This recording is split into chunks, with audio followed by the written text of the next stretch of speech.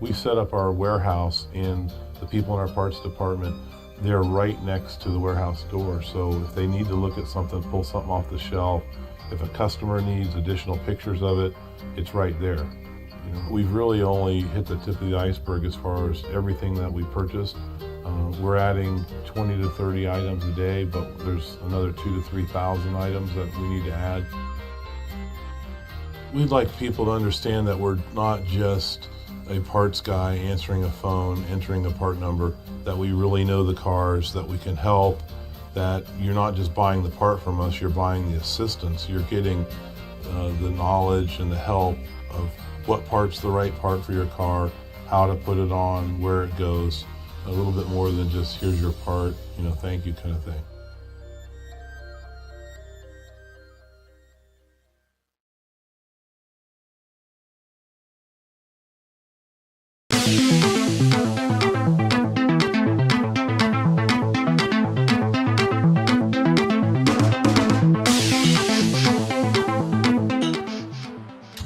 Round 3 of the Spec-5 World Tour comes to us from Watkins Glen International in Watkins Glen, and what an awesome circuit it is. Very well known for the high-speed run from turn 1 up through the S's, and we have the full boot layout as well to give us all of the geography. It's beautiful, great surroundings, and such an awesome track for this style of racing. The combination of global MX-5 Cup car and also Spec Miata style racing, and a lot of drivers familiar with that style of racing as well in the real world on the grid, as well as some of the best sim races that we can find. A really awesome grid. We've seen great racing from both of the championship divisions so far, both pro and open. We're looking forward to more of it tonight. David Haynes with you on HJBC, joined by Devin Peters, Michael Derby in the production truck. Devin, how are we feeling? Oh, I'm about ready to go racing, even if the signs say go bowling around here. And I think the drivers are too. It's looking like it's going to be a very competitive day today. And I say that because more so than usual, we're seeing a lot of the open drivers, with the help of a little bit of draft, getting themselves right up to the front. Now, of course, our coverage this season, maybe this whole year, definitely this season, brought to us with RC Sales Porsche parts. Go to rcsales.com for all that is Porsche. RC has thousands of parts available for virtually any Porsche model, providing high quality service with a personal approach, and with worldwide shipping available, you won't need to go anywhere else. Visit rcsales.com today. Andrew Gilliland has been a bit of a sensation in the open class, Devin, and just 11 years old as well. An absolute talent and maybe star in the making there. And we've seen great racing from the pro class as well. And everywhere we take these cars, they are a relatively draggy, low-ish horsepower, open-top roadster. They slipstream so close. They race so close. Daytona and Watkins Glen are two circuits to accentuate that. But we kind of saw the same thing at Barber as well. Very close racing. Well, and if last night's race with the Champ Car iRacing Series was any indication, the drafting around here up the hill is going to be fierce. So I'm expecting that we're going to see 2 wide, 3 wide, maybe even 4 wide. And I hesitate to say it because we saw 5 wide at Daytona, and that just got me scared. But we're going to see some really intense racing into that first corner after the big run up the hill. Watching Odyssey come around the corner here, and we're getting into our first set of qualifying laps. As always, a 4-lap qualifier, 15 minutes on the clock. And so seeing the drivers weave a little bit. As we know, these tires don't love to work that well when they're feeling cold. And so Odyssey doing his part, getting them nice and warm before he goes and takes the green flag on his first flying lap. Can turn off metric briefly to tell you that it's 112 degree Fahrenheit track temperature. So yeah, you are going to be looking to improve in your later laps in this session. Drivers get 4. So I'm not sure that the first or the second ones are necessarily where the bulk of the pace is going to be found in this qualifying session. A 45-minute race is the normal for Spec-5 World Tour. There is a sneaky endurance round or two later on, but it's 45 minutes for us here at Watkins Glen with a required pit stop somewhere in the fuel window of laps 7 to 14 we expect. Yeah, and the fuel always a consideration here too, given the amount of draft, but we'll get to speculate on that in a little bit. Watching Camden Hibbett, another one of our sort of younger little stars coming around the track here. Diving it down into turn, into the outer loop there. I use the real names, like a big boy. I'm sure they like that you've used the names that the circuit tell us. Ronnie Coates is looking good on his first flying lap. All purple sectors there, and an absolute force to be reckoned with in rounds 1 and 2 as well was Ronnie Coates. Joshua Soto was purple briefly in the third sector before Coates took it away. So this is going to be the benchmark for everyone to measure themselves against going forward after this. So on the boot layout, that's where we are right now with Ronnie Coates, not the shorter NASCAR Cup car configuration, more the sports car configuration, but as it was in ye olde days before the bus stop inner loop chicane was put in. Final 2 corners for Coates here. It's just a 20-second final sector here. So to come out of that final corner, finish the first lap, but then also run directly into the second lap. What is Coates going to grace us with? 206.5. It is a 206.5 to go to the top. Joshua Soto 206.9, Ken Copeland 207.2, Andrew Gilliland 207.1. We definitely expect to see that improving as we go. Yeah, heck of a lap there from Coates, going and hanging 4/10 on the rest of the grid. That's a good way to do your first one, and he's got to be feeling pretty good as he runs through the S's for the second time. Impressive lap there from Andrew Gilliland too, it must be said, running second overall in the open points, and he goes and puts down a solid 207.1, which gives him a solid 3/10 on Tom Maton, second place in the open grid right now. So we sit at 19 drivers with a qualifying time. I can see 27 are out there. Of course, the qualifying scrutiny is, well, it's black and white in iRacing qualifying sessions. Either your lap is entirely within the bounds of the track, or you go out, or you scrub the wall, or you kick up a little bit of grass. That's an off track. That lap time completely deleted, whether you gained time on it or not. So there are a couple places that I think could be troubling. As we're coming around on the second one, we're seeing a little bit more variety in who's setting the fast sectors. I'm seeing Josh Soto put a really hot middle sector in. See if he's got what it takes to knock Coates off the top of the podium. Woo! Hibbett, purple in the second sector. There's 5 of them, so I'm pretty sure sector 1 is from the start-finish line through turn 1 and up the S's, and 2 is sort of the braking into the outer loop carousel and then down into the laces. So Hibbett was strong there, which I think you'd consider one of the medium speed corners. Turn 1 a little slower, toe of the boot a little slower, but the S's blazingly quick. That final corner very quick with a track out point of a hard wall. You got to be careful. So Hibbett was on a 207 flat, and he goes to a 206.8. Not so great at the end of the lap there. He was 2/10 up that he lost at the tail end of the lap. Coates doesn't improve. Soto does just marginally. Interesting. Yeah, I think there's enough time and enough high speed time in particular that these guys managed to get the tires pretty close to optimal by the end of the first lap. So it'll just be millimeters that decide the difference. Coates did a really good job of running it out wide on the exit of turn 1, nearly coming off the exit. And that's kind of how you want to do it, just barely keeping the left or the right side tires on the inside of that that curbing. Now that they've paved the runoff in turn 1, there's not a lot of danger out there to keep drivers from going that wide. So looking to Camden Hibbett, to Andrew Gilliland, to Tom Athon as he runs out wide at the toe of the boot. And that lap will not only be slow because of that, but it will be completely gone. As we said, track limits are an absolute black and white. Once you're out of them, that lap time will be deleted, will not count. So for Tom Athon, I think it then becomes about setting up for the 3rd and 4th flying lap. Now, after this, in fact, setting up for just his 4th. I think that was his 3rd. Yeah.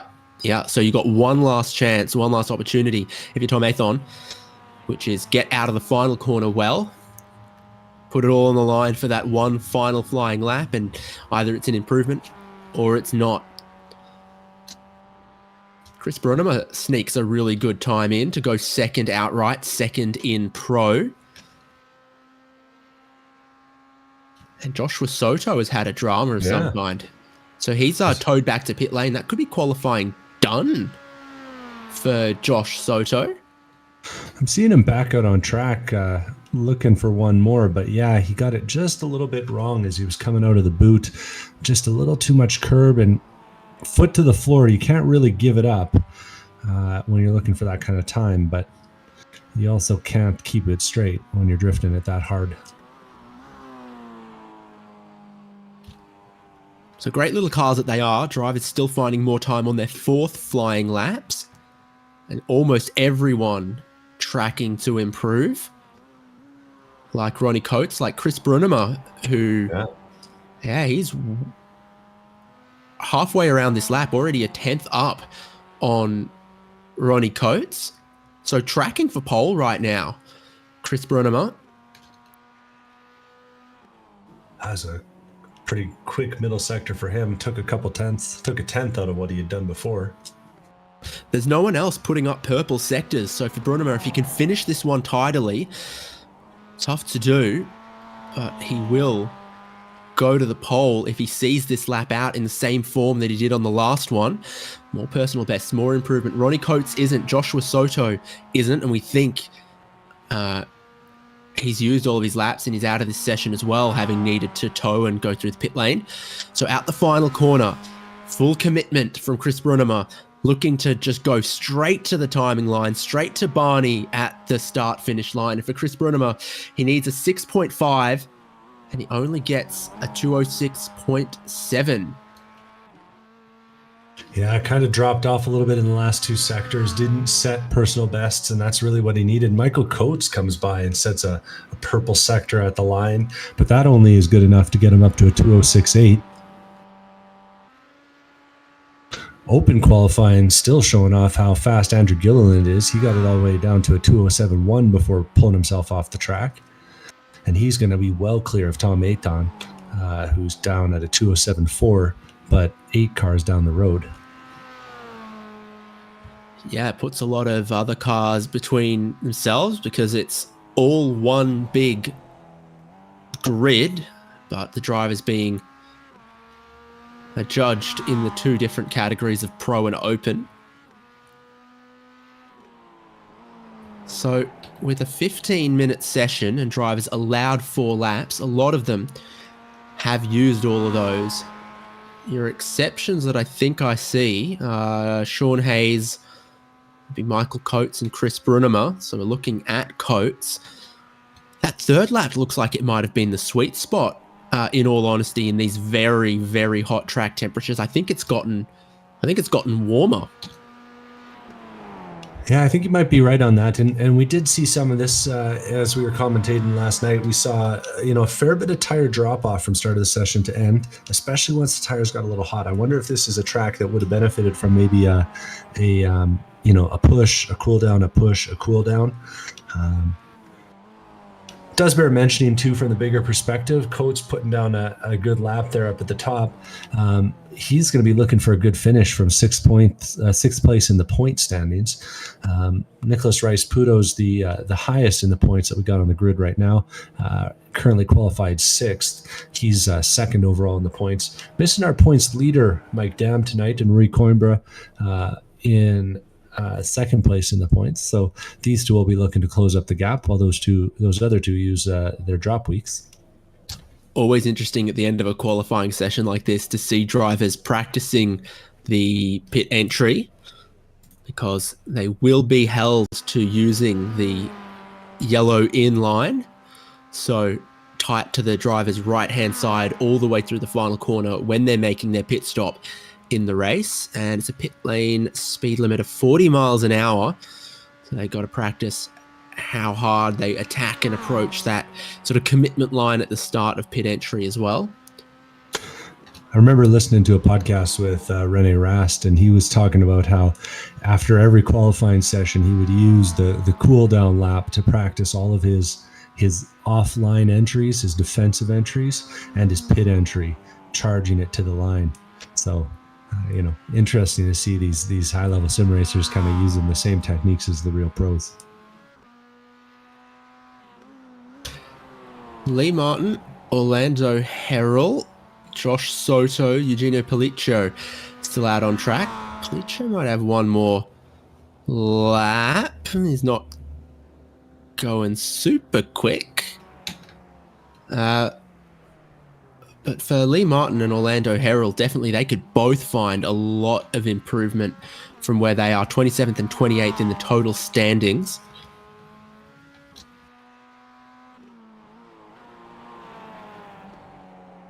How their lap's going. I'm going to have a look. Herald's on a pretty good one here, methinks.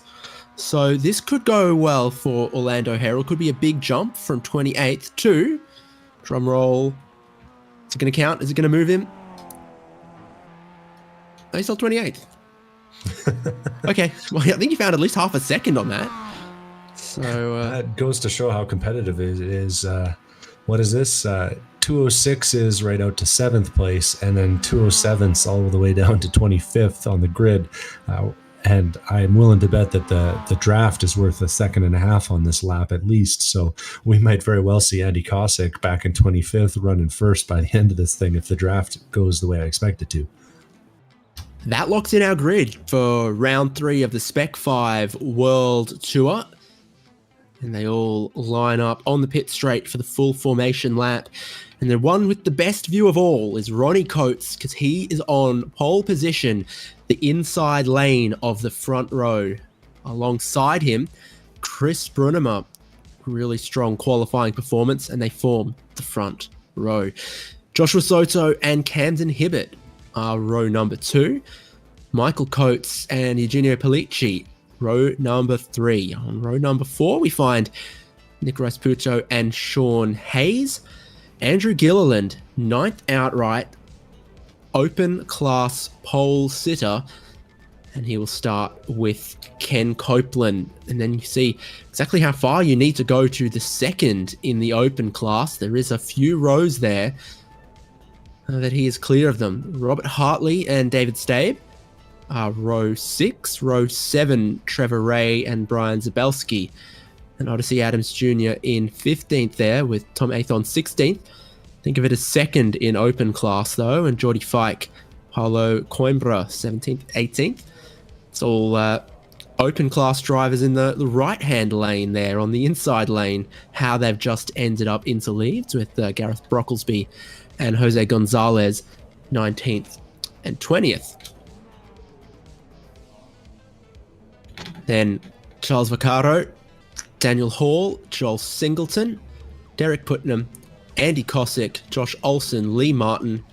Orlando Herald is the last driver with a qualifying time. And actually think that's 29 for Curtis Jones. Interesting to see. Roy Coimbra has joined right at the end of the session here, so I did counted him out, but he might be making a pit lane or a late start here. We'll see if he makes it to the grid in time for the race.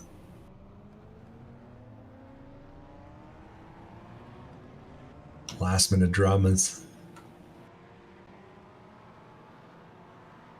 Not seeing him out there, unfortunately, but like I said, still time for pit lane. No Jones, no Joshua Soto. Soto has left the building. Interesting. So he goes and puts up a heck of a qualifying lap and then won't be taking the green. Now that either leaves an open space on the second row or the inside lane all gainer spot. And I think that's inside lane all gainer spot there as third place driver does not grid. He tries to rejoin so he can still make a pit lane start here, but he will not be on the grid. He is not. He's not here on circuit. I wonder if there's some sort of issue. So we see the drivers furiously weaving back and forth under yellow, trying to, under the pace lap here, trying to get some heat in those tires. It does make a big difference in these cars, so not too surprising to see them going that hard. And this is the widest part on the track, you got to say.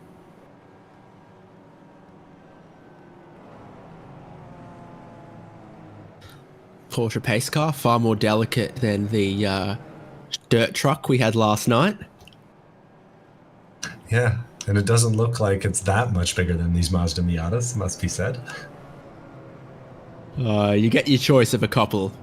So either the Ford Mustang pace car, the Porsche 911 GT3 pace car, the iRacing brand sedan. That's kind of your Costco vehicle. And the dirt truck. Might as well have been a monster truck lining up next to these things last night.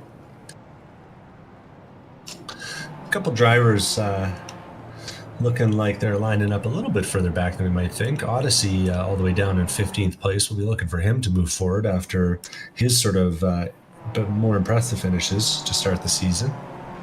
He's sort of in that sort of top 5, top 6 for a moment at Daytona. Definitely remember the name was on our lips many a time in that opening round of the season.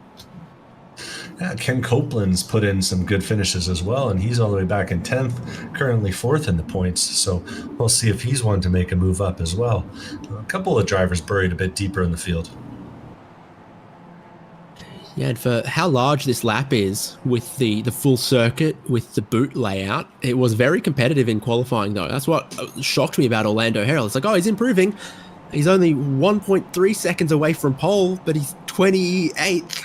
It's super competitive in qualifying. So if you just missed out, putting it all together on that lap where the tires were in their sweet spot and in their zone, yeah, easily you're 10 spots back off where your pace maybe deserves. Pace car pulls in, green flag in the air, green flag waving. We race down towards turn 1 for round 3 of the Spec-5 World Tour, and the outside lane has a pretty good jump here. Tires will be cold, this car will be sketchy, and there's no downforce. On the short wheelbase, the rear gets super loose when you're off throttle. Oh, and a little bit of action in the back. Not the kind you'd like to see. Jose Gonzalez gets turned around, loses a bumper, and I'm not sure that car is pointing straight anymore. Looked like he got a little bit of help from Gareth Brocklesby in that Heat-sponsored car in the middle of the pack. Sure enough, though, everyone else manages to carry on except for the guy who gets hit.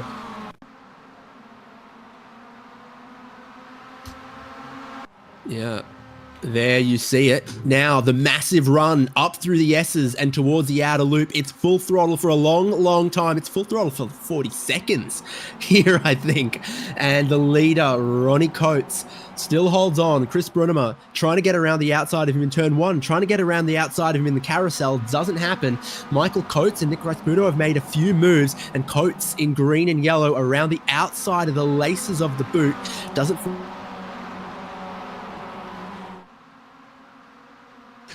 And it sounds like we've lost our friend from down south there. But yeah, Coates continues on. He's getting the move on here. makes it really clean as we go through the toe. And now it's too wide behind with Camden Hibbett fighting off the likes of Nick Rice-Puto, who's already trying to make some moves on this opening lap, up 2 spots since the drop of the green flag. And they're cleaning things up here in the front, but it's still wild a little deeper in the pack. Paulo Coimbra is trying to make a move stick here around the outside for 17th place on the outside of Jordan Fike. That's open class versus pro class. So not only are you battling against your actual competition, you're battling against the rest of the field as well. Always tough in this kind of situation. Fike there looking good in that red and black car. Almost looks like he's a team car with Odyssey ahead, but not quite. Slightly different shades of red on those 2 cars. So 1 lap completed of an estimated 22. And Ronnie Coates holds on to that lead. But there is many drivers right in behind him. A lot of battling happening in turn 1, where you can, with that paved runoff, get a bit brave if you feel you need to, but then it's out of that turn 1 where your momentum is absolutely critical because it's flat out uphill in these cars through the S's, and then that feeds you out onto the long straight. No bus stop chicane. It's flat out even further to the braking zone of the carousel. Brunema pushes for a bit and then decides to pull out. The group behind start barreling towards them, including Michael Coates, including Nick Rice-Puto getting down the inside there and up into 3rd. Brunema again trying the outside. There's a little bit of banking in that corner that makes you think it could be possible to carry speed out there, carry speed down in towards the laces.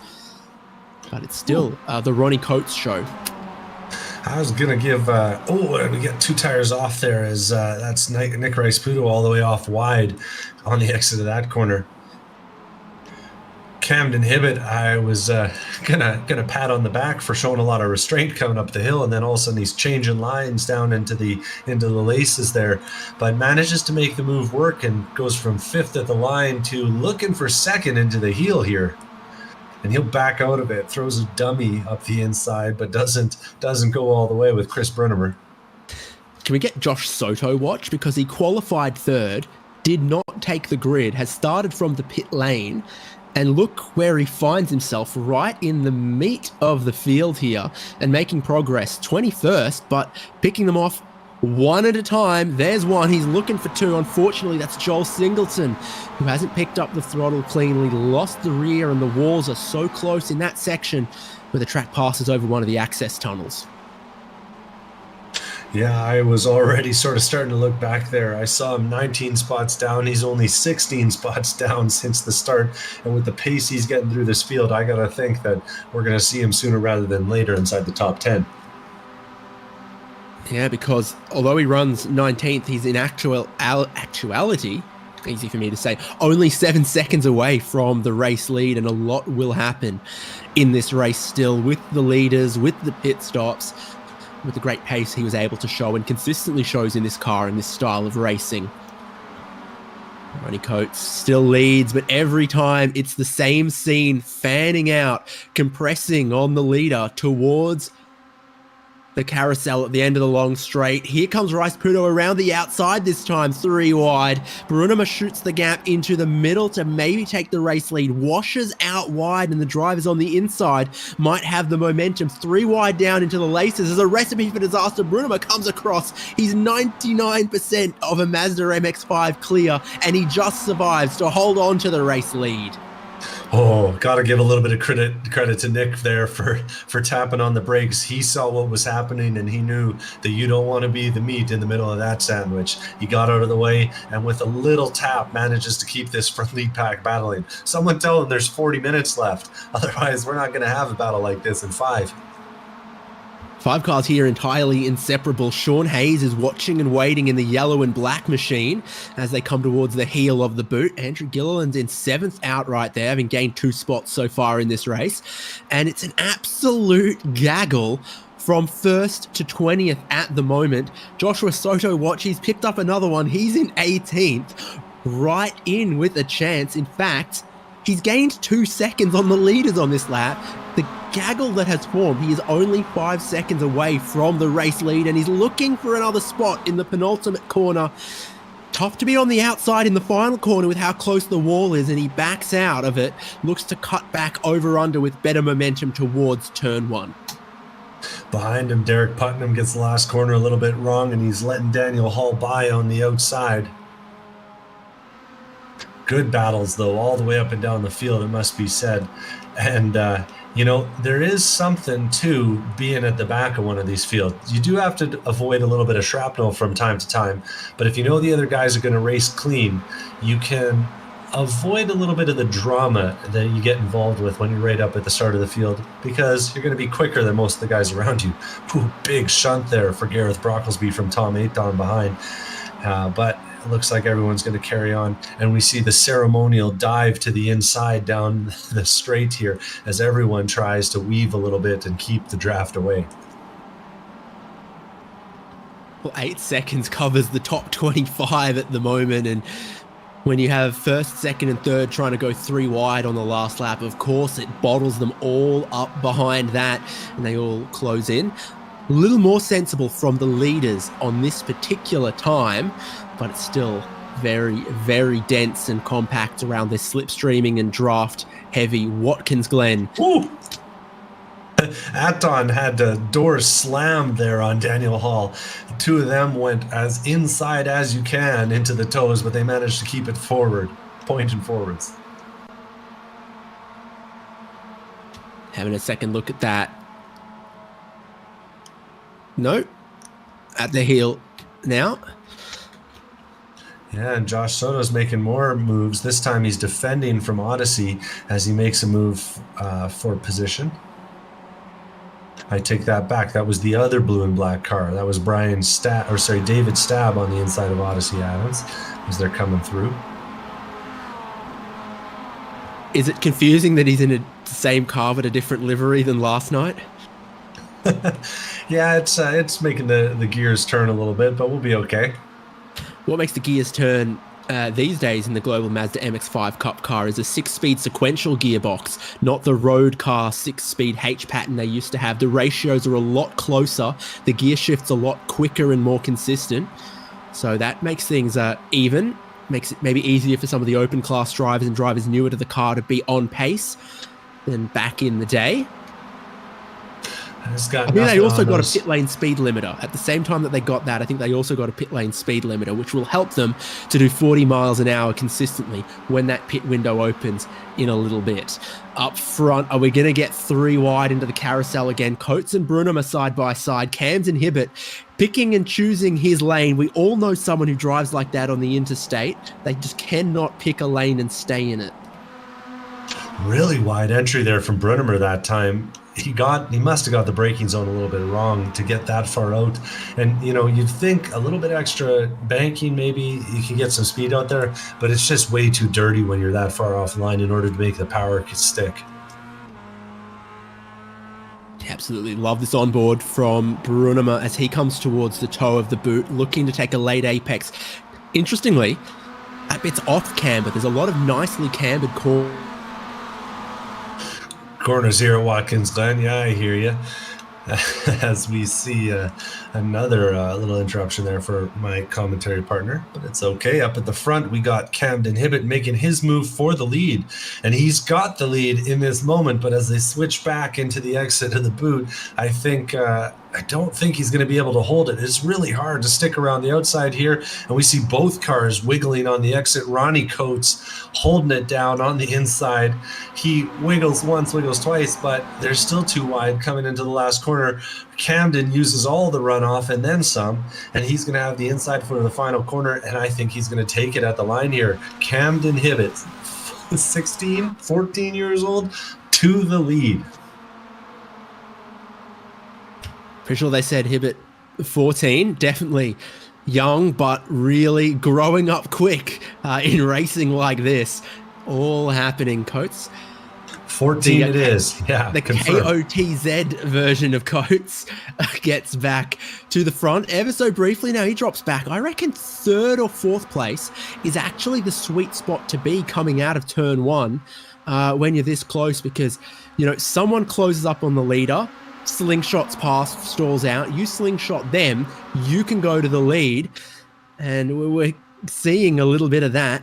Definitely third or fourth is the sweet place to be come the final lap of this race. Robert Hartley makes a big move up the inside, a few rows back there, 3 wide as they go in this time. And the craziest thing about me that I'm seeing as I'm watching this is we're not even really seeing bump drafting yet. Half of these guys are lifting before they get to the bumper of the guy ahead as they come up the big straight.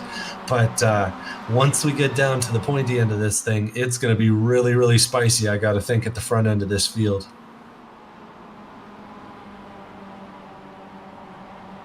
No doubt, no doubt. So who are our big movers inside of this leading pack? I said leading pack. It's first through to 20 flipping seconds still here. But Rice Pudo came from 7th on the grid to currently run 2nd. Camden Hibbert, of course, came from 4th on the outside of the 2nd row. And with the Josh Soto minute, I think it does bear mentioning that he's all the way up to, 11th place after starting from the pit lane. So, like we said, we're expecting to see him back at the front anytime soon now. For anyone on that Josh Soto watch as well, they can go to hjbc.live, where the live timing is up right now, and you can follow all sorts of interesting things about your favorite driver, maybe your teammate, maybe a family member or whatever. You can see who's where and what and how, hjbc.live for live timing. Another lap complete. And there's a big moment for Eugenio Pollicci. Manages to gather it all up, but really, really gets good use of all of the runoff real estate area. Tail was super loose on the way in, had to slam those brakes to catch the slide. Otherwise, we were experiencing some of the hospitality at the Armco and tire barriers. He was just feeling like there wasn't enough sponsor time for the Indian Soul Pub in Milan that he's got plastered all over the car there. Sponsor of his. As he gets it pointed the right way. It's cost him a bit of time, but luckily I think the car is still straight, and that's really what's going to count here. Another car running really wide up ahead on the track there. That was the likes of, who's that? Blue, purple wheels. Oh, that's David Staub looking up the inside of the laces up the road, and he gets the door slammed on him by Jordy Fike, who has a little bit of a drift on the exit, and that's going to cost him some momentum. In these momentum cars, that's the only thing that matters. Track is still heating up. It's super duper toasty at about 120 Fahrenheit or so, and you're starting to see the effects on the tires. Relatively abrasive track surface as well. Most of the corners are long and low, and it's those sustained loads that build up the heat, build up the wear and the degradation in race car tires. So Camden Hibbert and Ronnie Coates are doing their thing at the front again. 2x2 or 2x1, I guess, as they come around the exit of the boot. And it's really impressive to see how well these two are racing together, especially when you got Nick, a real Spec Miata driver right behind him, just watching the action, just biding his time while these two are going hard at the front. I wonder if he'll get a good run at them out of the final corner. He can slipstream off one. He can switch to slipstream off the other. Does he look for the race lead? He looks for the bump. So thinking the long game here, Rice Pudo trying to make some friends along the way. It's a real karting strategy as well. They're too wide in front of you. You just pick who's your favorite. You bump them to the lead of the race. Mm-hmm. And if you watch some of the onboards from the real MX-5 series, you'll see guys like there's a whole system, a whole language of hand signals that gets employed inside of those cars. And I got to imagine that maybe that's the next feature iRacing will add into the sim, some buttons for bump me. Either way, Nick's using his bumper to great effect. You put your spare hand up and you point forward, like, come on, let's both of us go forward. Let's catch this next guy. Let's try to work together. That's the one you see often.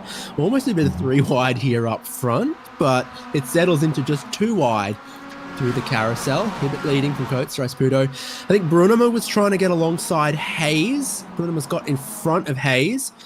And then, who's in 6th place? Of course, it's Josh Soto. He started from the pit lane, dead, stone, motherless last, caught the tail of the draft train, leapfrogged them one at a time to come from 27th to 6th. to be 1.3 seconds off the lead and a stone's throw from Camden Hibbett, the race leader. This is one of those all-time drives to this point. Yeah, this is some impressive stuff, it must be said. You don't see this kind of thing in almost any other kind of racing, but with the skill ceiling that these Mazdas offer, drivers can really show off their talent. It's not about the setup, it's not about the build, it's about how well you manage the traffic and how well you manage the momentum, and Josh Soto is putting on a masterclass in both right now. Max Verstappen could probably come from a pit lane start to a race win, but if the field was 20 Red Bulls, takers. no way he could. A couple takers on the pit lane. Yeah. Ronnie Coates and it looks like Josh Soto decide to dive in early, I would say, on the front end of that pit lane or that pit window that we got. Yeah, so they're looking for their crews. Where your pit stall is based on the qualifying. So these two guys both qualified very, very well. They're looking for their crew right at the pit exit sign for Coates, the pole sitter. That's box number 1 for Soto, qualified third. It's box number 3. And look at him getting the left side tyres while Coates isn't. That could be so critical in the back half of this race. The way the tyre wear has been going, here's an example. Fastest lap of the race is currently a 2:06 flat. Last lap for the race leader, a 2:07.6. There could be a whole second in the tyres per lap around here. Soto looks like he took 4. Do you confirm that? Yes, he did. Absolutely took 4. And that could be a very critical factor. And you got to wonder how much of it was the fact that he was in that Champ Car race last night, doing the recon, doing the work, making sure that he knew what the dominant strategy was. It will be interesting to see. We saw guys take 2 last night. We saw guys take 4. And we saw kind of a mixed bag of results. It'll be interesting to see if Josh can make this work, but given how much ground he's made up, I think that an extra 2 seconds, what's the worst that could happen? Well, I mean, we've seen if there's a train of cars, he's got the moves to move through it and forward. So a little bit of extra grip will certainly help him in that. I wonder if we're going to see a lot more for pit lane this time. Camden Hibbett's led plenty of laps, so his fuel burn probably higher than the rest. You imagine someone in 10th in this train, my goodness, you would save a lot. So they've got to stay to the right-hand side on the inside of the yellow line if they're going to be pitting, and Camden Hibbett is, but Rice Pudo and Brunema are not. They're going to stay out. You lose a little bit of time being around the outside of cars that are pitting in, and this is almost a 50-50 split. Yeah, a whole bunch of cars deciding to take the pit lane this time, including our leader in the open field, Andrew Gilliland, diving to the pit lane, making his move. Daniel Hall speeding on pit entry, so this is going to be a long, long hold for him. He was one of the stronger drivers in the open class, and he has given a bit of a free kick away potentially to the driver you were talking about, Andrew Gilliland. Oh, and that's got to hurt for him. He was having a really strong race up to this point, but the iRacing speed gun is perfect. It never makes a mistake, even if you do. And it even gives you a little bit of grace, to be honest. You can sneak 1 or 2 miles an hour on the entry if you then give it all up a little bit. Not many tyres happening here from what we saw. 1 or 2 cars went up on the left side for the left side tyres. I didn't quite catch him. Here's Soto. He's got 4 brand new ones, and he's still undercut a bunch of these drivers. So I reckon it's still looking good for him where he rejoins into this race. Yeah, I've got him listed as 17th, but we got a whole bunch of cars that haven't had their spot yet, about 13 cars that haven't had their stop yet. So thinking he's got to be in the top 3 or so. And he's making a move here that's got to be for position, I'm thinking, on Camden Hibbett as they come out of the pit lane. And with an extra lap to warm those extra tires, you'd think that Josh Soto's got a little bit more grip than everyone around him right now. Not only are they sticky, they're also warm.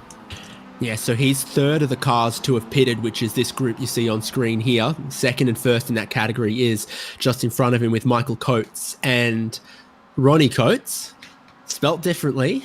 Don't worry. So his battle is both with them and also with the drivers who've stayed out a little bit longer. Chris Brunema, Nick Rice Pudo, Sean Haynes. So he's got to measure himself against Coates in front in red, who he's trying to get up alongside and past, and also against Brunema. Brunema's in the lane right now. I think between those three drivers, those are the best placed at the moment.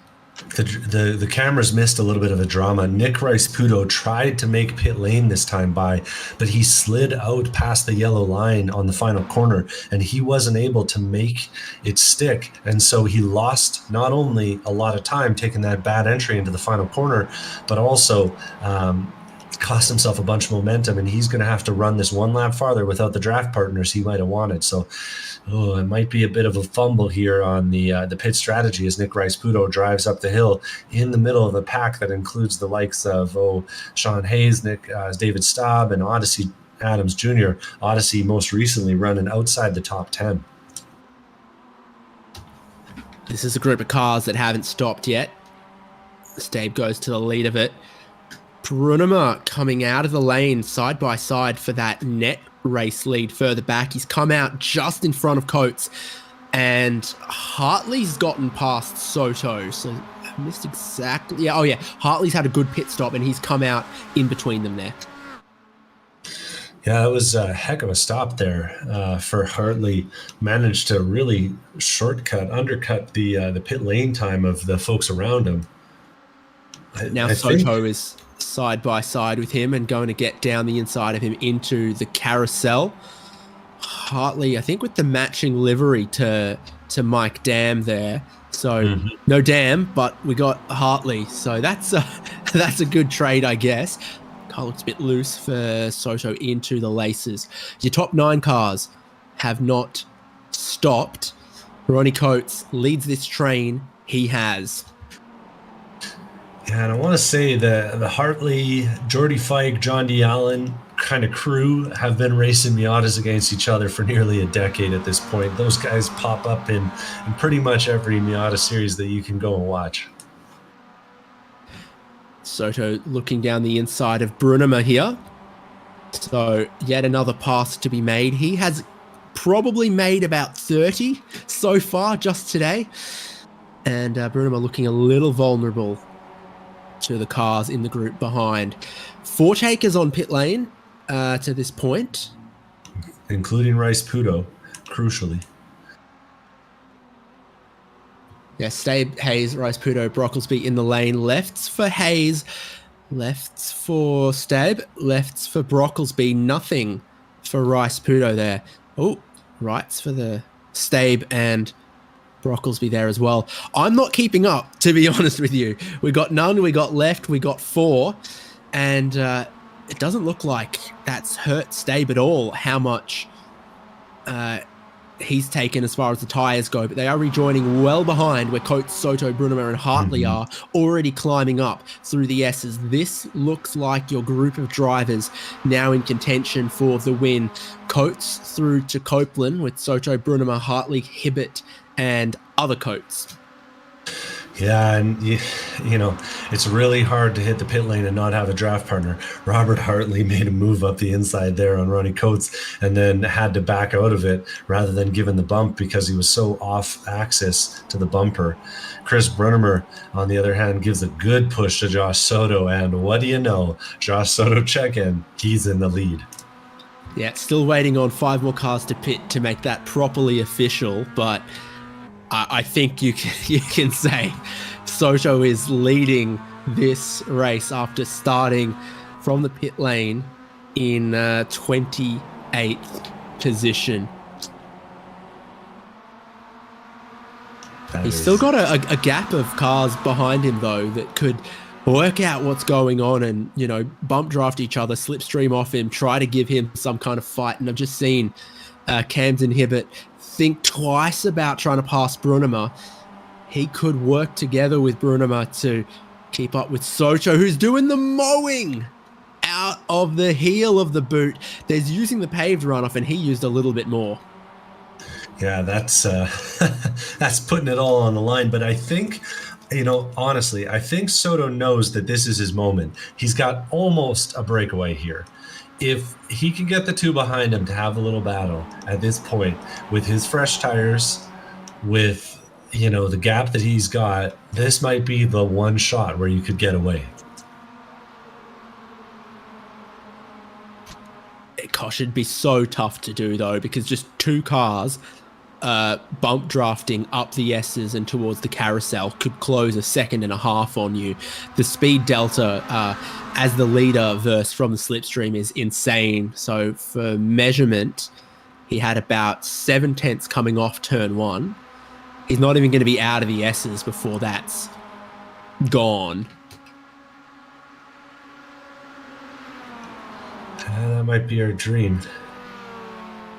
In the meantime, the open class is still fighting their fight. Going deep into the pit window is Andy Cossack and Orlando Harrell. They're still leading the race on track, making sure they get some screen time for the open class here. Andy Cossack and Orlando Harrell, both drivers who feature both on our Wednesday night races with the Champ Car Series, as well as our Thursday night ones here on the Spec-5 Series.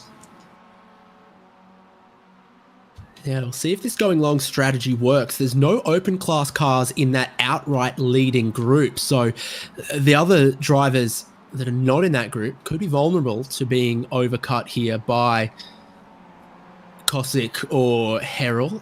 For cars that have stopped, the open leader is Gilliland, 17th outright, and in the same group as Tom Athon. So it'll get hot in the open class once these two drivers make their pit stop, which is this lap for Cossack, maybe not this lap for Harrell. So he'll be the last driver left standing on that. Things gotten messy with the pro leaders. Yeah, Hartley's forced his way through on Brunema, and I think Brunema was one of those drivers that didn't take any tyres, and I think it was starting to show at this point. There were some quicker cars behind him that are saying, hang on, Soto's getting away from us. Soto is exactly 1 second ahead of Hartley, but if there's anyone who can catch him, I reckon it's Hartley. Yeah, I was going to say that... Drama for Rice Pudo. Who else is in the wall? At least one. Oh, it looks like he got a little bit of help from Odyssey. The two of them were racing, and it's really hard to put the blame on that one. I think we'll leave it to the stewards to decide, but not maybe as much track out as Rice Pudo was expecting, and leads one thing into the other. The two of them take some damage, luckily close to the pit lane, so it won't be the end of their race, but it will be the end of their podium contention. Soto was leading by 1 second. Look at Hartley in his draft. Long, flat out, full throttle run.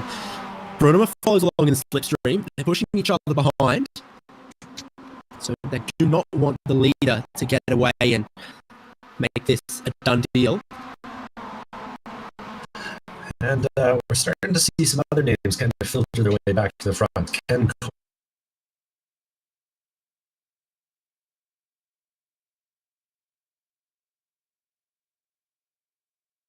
inhibit a push up the back straightaway. You can just see the next group at the tail of some of these shots as well, with Geordie Fike, Trevor Roy. So David Stabe and Sean Hayes have rejoined. They had those later stops, ran a bit deeper into this. Just a little bit away from being part of the leaders. Must be said that Andy Cossack has managed to take over the lead in the open class after racing very deep into his pit window. Am I mistaken? Yep. I have heard from the producer that I'm very mistaken. Andrew Gilliland leading the way. Yep, and in the same group as Tom Athon, and then it's 3 seconds behind that to Cossack and Coimbra. Harrell's in the pit lane right now. You'd expect him to rejoin pretty close to where Cossack was. Outright leading group go past back of shot. Oh, it's a bit of a long one for Harrell. 27 seconds compared to most drivers have been doing sort of 18 or 19 seconds. So he'll rejoin probably behind Cossack in that regard. Flat out to the end for the leaders, and with everyone making their pit stop, you can call this the race lead, and Robert Hartley is going for it. Yeah, he doesn't need to wait at all by the looks of things. He gets a good run through the S's. A little bit of a side draft in these cars, though, and it looks like Josh Soto's getting it. And they'll be even Stevens as they go into the outer loop. was 2 wide, 3 cars deep, like the formation lap as they approached the carousel that time. And Soto briefly back to the lead. Brunima's going to get hung out wide and dry here in the white car as Coates gets past him. Hibbett has good momentum too as well, coming towards the toe of the boot. We don't really want to go too wide, but Brunima throws it up the inside there, and then hung out wide is Hibbett for Copeland to try to get up alongside him. And I swear we've seen Michael Coates in this kind of position before, hanging back, watching, waiting for a little later in the race to try to play out his moves. I won't have to wait too much longer with only 6 laps to go at this time at the line, but he and Mike Dam did play this strategy to perfection at Daytona as they sat back, waited for the drama, and then struck at the last possible moment. Going to be tough to make 7 spots, though, you got to think, if you want to get back to the lead as he rides around in 7th place right now. Fike was leading the next group, and he's had a problem on the last lap. He's now behind Sean Hayes, so they were that close to trying to catch the leaders again, and it hasn't happened at this point.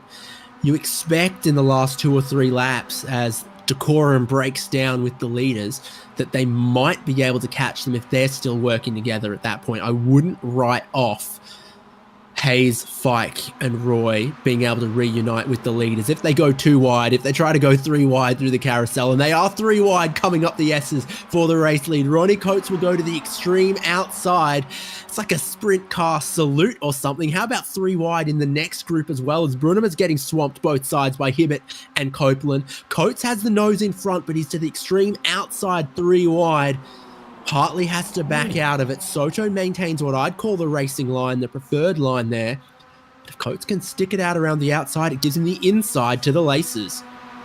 Oh, Brunner really squeezed down on Camden Hibbett at the apex there. There wasn't even a mirror's width between the 2 cars at that point. It is fierce. From that shot, looks 4 wide briefly. It wasn't quite. 7 cars in this lead group, and this is the kind of thing that starts to cost them a little bit of time. Go 2 wide at so many opportunities. Soto goes to the driver's right. Hartley trying to slot the gap down the middle. Ends up looking for the inside. This is not going to set fastest laps. I'm putting my dollars back on Sean Hayes to catch this group. Yeah, he's definitely making some ground this lap just by looking at the visual distance between that yellow car behind and the leading group. It will be a little interesting to see if they shake themselves out, of course, as we call them out on it. They find their way back into a single file line. But the other kind of factor that's got to be playing into the minds here is, you'd really like to be planning your move for the last lap, but it's so hard to plan when there's this many guys that are in it for the win. Yeah, not seeing a whole lot of, friends or teammates or anything in this top 7. Brunima doesn't have any of his Pacific Sim teammates in this group. Yeah, we saw some impressive team driving from those folks in the first race, and I bet you Brunimer's wishing he had a tail gunner today. Hartley doesn't opt to bump the top 2. He looks around the outside and he wants someone else to follow him and push him up to the race lead, and he's gonna get it from Camden Hibbett. Oh. I thought they were gonna make it 3 wide, 2 by. But Ken Copeland decides discretion. 1 more lap of patience at least.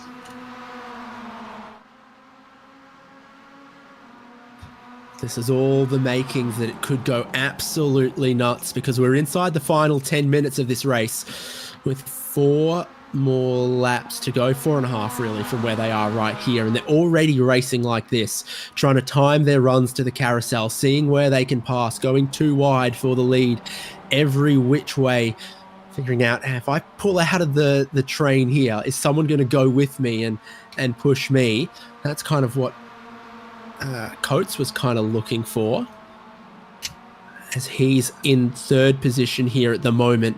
Soto defending that race lead. He's got a lot more laps and a lot more corners and a lot more runs to survive if he's going to make what would probably be a famous Spec-5 World Tour race win happen.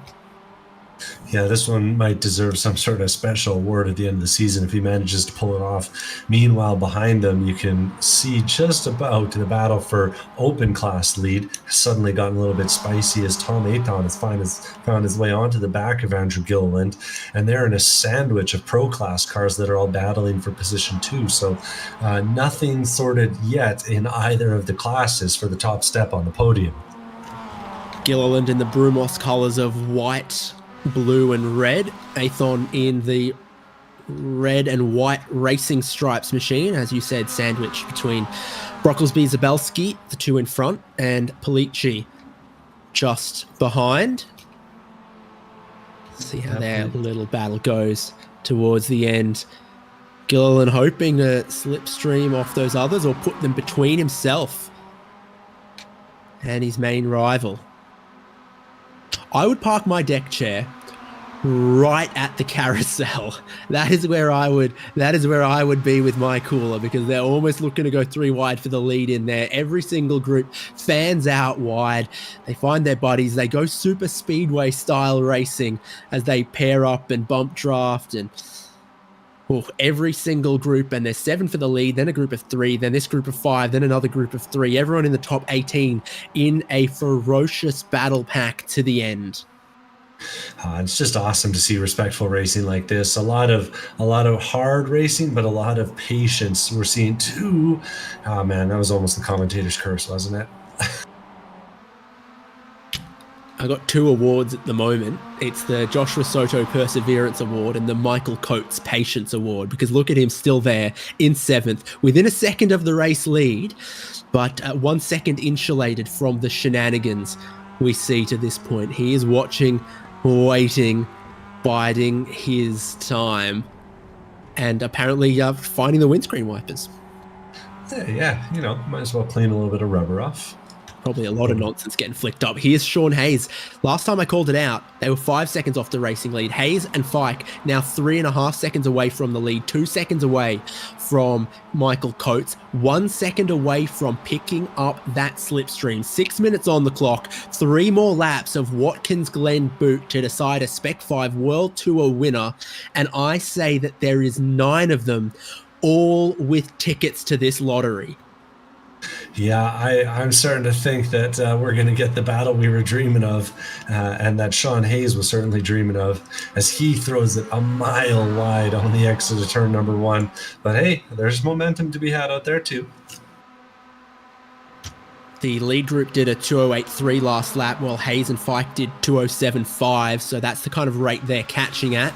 In Roman formation behind Ronnie Coates, who took the race lead as he dived aggressively for it turn 1, but it means they're all leaving him out to dry, bumping on the outside, bumping on the inside. Robert Hartley on the inside lane has 3 partners to his dance, and he goes to the inside. Soto goes around the outside, and from the race leader in turn 1, Ronnie Coates ends up 6th place by the time they get to the next corner.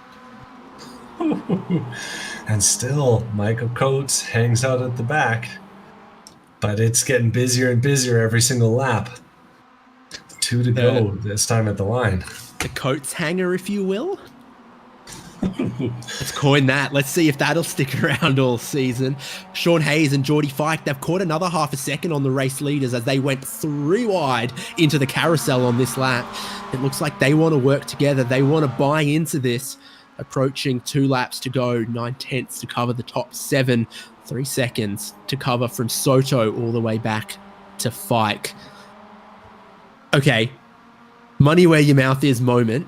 Who do you think can pull this off? Who has the friends, the timing, and the smarts to be race winner in 2 laps time? I'm putting my money on Ken Copeland. He's been quiet. He's making a move, but he's been right up there this whole race, and he's got a lot of experience from last night dodging wrecks. My heart says Soto. My mind says Hartley at the moment. So it'll be 2 more laps here. How much more of Hayes and Fike caught up?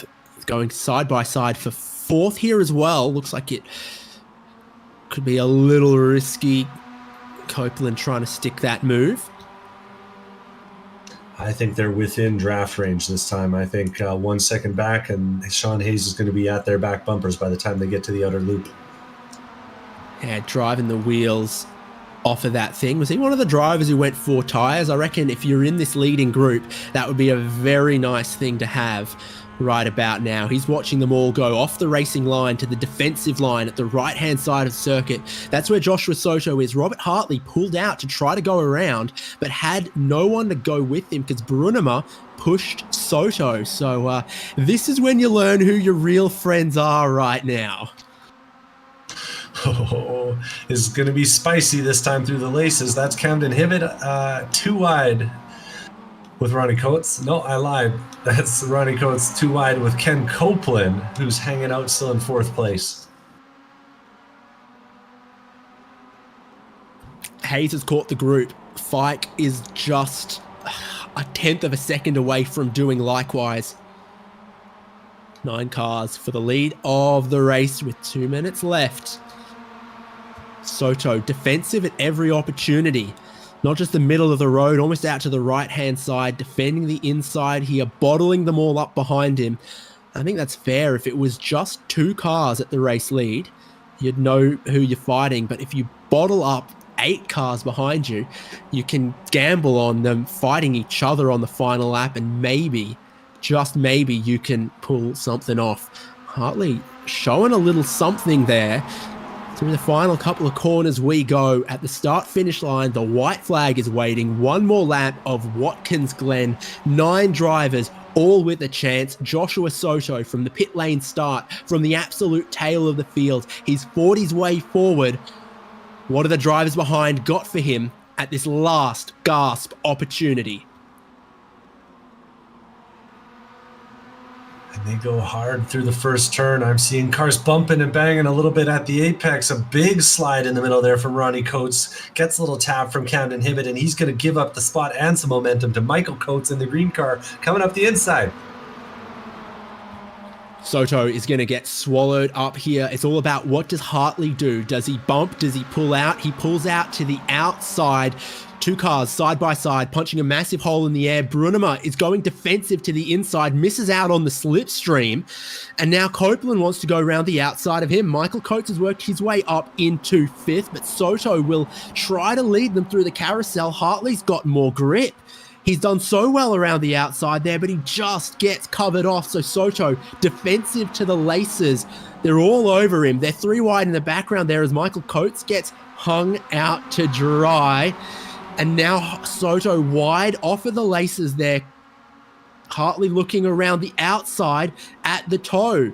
It'll come down to the final corner. It'll come down to a drag race off the final corner the way they're going. Hartley trying to get drive off the toe, side by side for the race lead. Can we go 3 wide? Brunema's going to push Copeland, and they're all going to push Soto until Brunema pulls out. Soto got a lucky break there as the drivers behind handed him a little bit of help. It's 3 more corners, but he's got nothing to cover them off with. They're side by side, 9 cars in 1 second for the race lead. On a hot day, the tires wearing out, the MX-5 sliding everywhere, and Soto just keeping them behind him. I think he can hold on to this one with 2 corners to go. It's a little bit banked through the penultimate corner. Do they use all the runoff here? Hartley, can he strike? They've all tangled all up amongst each other in the previous couple of corners. He comes out of the final corner with good momentum. He carries it towards the checkered flag from the pit lane start from dead last. Soto passes everyone to take the Spec-5 World Tour win at Watkins Glen. Oh, what a drive, but we can't forget the open class. Andrew Gilliland holds it down through the final corner, holds off the likes of Brocklesby, Sabelski, and Tom Aton, who's running 2nd in open class. Great race from Andrew Gilliland, and he'll be smiling ear to ear as he comes off the final corner. Andy Cossack crosses the line to finish off the podium in open. That is a race. That is what you want to see from Watkins Glen. No chicane, high speeds, slipstreaming. It's all about what you got in that final stint, being part of that leading pack and positioning yourself cleverly Soto did just enough. He had just enough help, and it was a great fight. Soto the winner from Hartley, from Ken Copeland. Gilliland, it looked like a pretty smart and mature drive there because he was in the same group as Tom Athon, but managed to hold him off, and Kosick completed the podium of that one. Devin, help me take the results. Whew.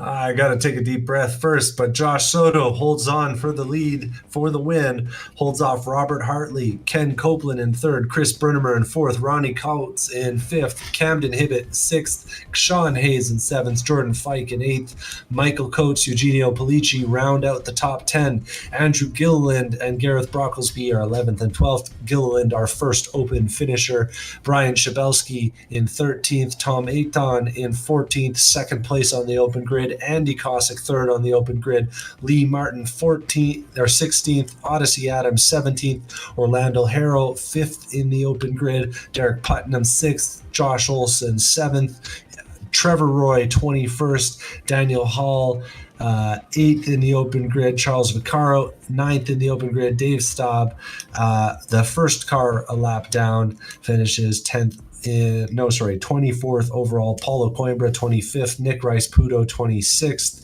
and a couple DNS, Jose Gonzalez and Joel Singleton in 27th and 28th. Wow, did those guys put on a show tonight. It just goes to show you can't make big mistakes because they cost you big. If you drop out of that leading group, your chance of the race is gone. I'm reminded of that as Daniel Hall had that speeding in pit lane penalty, cost him about 30 or 35 seconds. And from then on, it's unfortunately nowhere. So what a race. And we're looking for some of our drivers to come chat with us because I'm hoping they'll have plenty to say about that. Mm-hmm. And here he is. Joshua Soto, big deep breaths after that one. What a race. Oh yeah. Yeah, it was a pretty tough race. Wind us back 45 minutes. Not taking the grid, what happened there? Because that set you back a long way and gave you an immense amount of work to do. Oh yeah. I literally just lost track of time, and when I looked up, it said missed start. I was like, oh my gosh, dude. Like, so yeah, that was an accident on my part. But yeah, so yeah, I was just working through the field and just trying to maintain pace with the lead cars because I know they were running like around like 207.3, somewhere around there. Yeah, just trying to maintain pace and keep out of any wrecks or anything. Slightly early pit call, looked like 4 tires, or at least both sides of the car went up on the jacks. Was that a strategy you thought about before? It seemed to work pretty well. Yeah. I figured that I had like a little bit of pace, so I decided to take the risk and take 4 tires, and end up paying off, especially in the last couple of laps. Yeah, I just had that much more, a little bit of grip so I can stay ahead. And the track was toasty and pretty abrasive to them as well, so I think that ended up being a pretty good call. 9 cars in the leading group. If you had no friends, I don't think it would be possible, because every time you guys came up the top of the S's, the cars 3rd, 4th, 5th, 6th, they're choosing who their favorites are and who they're gonna push to the lead. Almost, it looks like a Daytona 500 every lap. Oh yeah, especially in the last lap. Yeah, I got some help from the car behind. If I didn't get help, then yeah, it probably would have been a different story. But yeah, really thanks to the car behind. I didn't catch whose name it was, but yeah, it was a crazy race. A couple other guys in that leading group who are good in these cars. Robert Hartley is, well, he farms a good patch for 9,700 I rating, that's for sure. There's good yield in these MX-5s, but a lot of other guys in that front pack that, like, this is their bread and butter, that style of racing in these cars like that. Yeah. That's the thing I like about this league is it's extremely talented drivers. Like everybody's really pushing the cars on the limit, and practicing every day. I'm sure. So yeah, that's one thing I really like about this league is the performance everybody is able to put out every weekend. Congratulations. Amazing race. Awesome win. Have you got anyone to thank? Yeah, I would like to thank the league, everybody that's involved. Jordy Fike, Mitchell Peak, all the admins, all the people that are involved, like in the race and everything. Everybody does a great job. Also the the broadcasters, and yeah. Awesome, dude. Have a great night and a great season. All right, thank you. You too. Well, he races quarter midgets and he races spec Miatas. Andrew Gilliland, 11 years old, and showing the open field what's what. Great race out there tonight. Yeah, thank you so much. It feels so great to be back up here again on that top step and just being to talk to you guys again. Well, you're definitely showing your skill out here. And, after an early section of the race where you were pretty well and clear of Tom Aton, it got kind of close there at the end. Yeah, I was kind of struggling there with Eugenio and Tom Athen there at the end. I was really trying to work together with them, but at the same time, I was kind of in a panic to get away from Tom there at the end. So it all ended up going fine, but it was definitely close there at the end. Well, I teach some kids about your age, and I got to say I was impressed by the amount of patience you showed in the traffic, managing to stay out in front when it counted the most.